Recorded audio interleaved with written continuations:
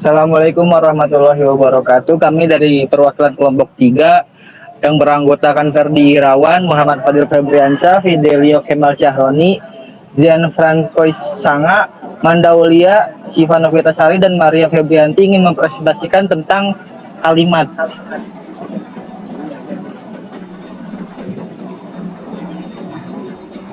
Kalimat.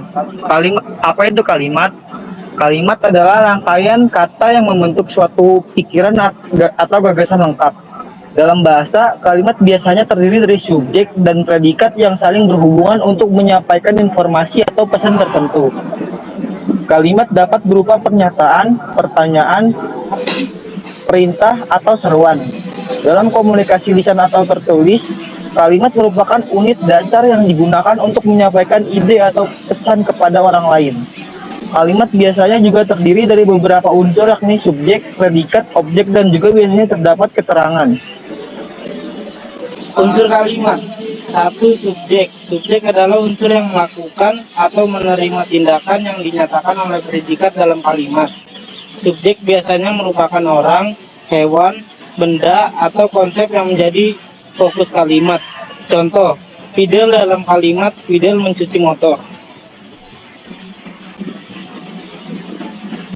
Unsur kalimat yang berikut adalah predikat. Menurut Kamus Besar Bahasa Indonesia atau KBBI, predikat adalah bagian kalimat yang menandai apa yang dikatakan oleh pembicara tentang subjek.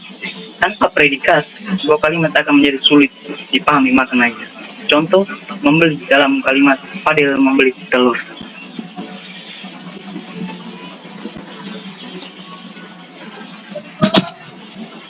Unsur kalimat objek adalah bagian kalimat yang melengkapi predikat atau unsur kalimat yang dikenai pekerjaan yang secara umum berupa kata benda atau yang dianggap sebagai benda. Contoh, buku dalam kalimat Ferdi sedang membaca buku.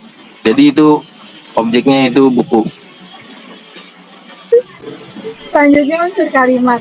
Keterangan. Keterangan atau asergia adalah fungsi kalimat yang memberi keterangan kepada semua fungsi dalam kalimat. Keterangan dapat berupa kata, kelompok kata, atau anak kalimat. Keterangan memberikan kejelasan tentang kapan, di mana, dan bagaimana peristiwa yang diutarakan dalam kalimat itu berlangsung. Contoh, pasar dalam kalimat Siva membeli sayur di pasar.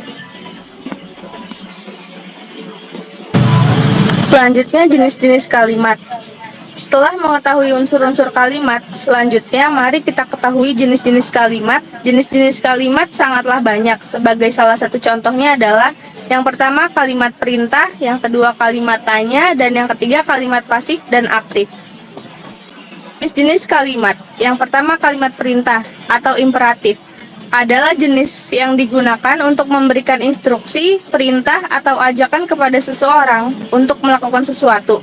Kalimat perintah seringkali menggunakan kata kerja dalam bentuk dasar atau infinitif tanpa subjek yang jelas karena subjeknya seringkali dianggap sebagai kamu atau Anda yang tersirat. Contohnya, buanglah sampah pada tempatnya. Selanjutnya jenis-jenis kalimat. Di sini terdapat kalimat tanya. Kalimat tanya atau interrogatif adalah jenis kalimat yang digunakan untuk mengajukan pertanyaan atau meminta informasi.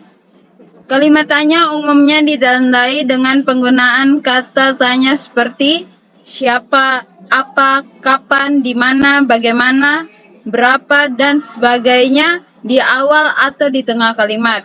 Contohnya, siapa namamu, di mana rumahmu.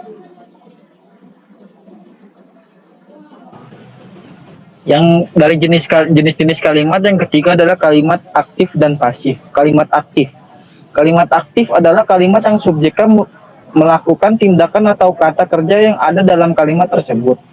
Dalam kalimat aktif, subjek bertindak sebagai pelaku atau penggerak dari tindakan yang dilakukan. Kalimat aktif adalah jenis kalimat di mana subjek dari kalimat melakukan tindakan atau aksi terhadap objek.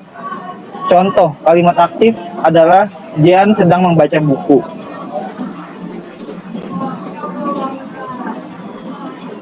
Terus juga ada kalimat pasif. Kalimat pasif adalah jenis kalimat di mana objek dari aksi menjadi fokus utama, sedangkan pelaku aksi atau subjek cenderung tidak diungkapkan atau diungkapkan secara tersirat.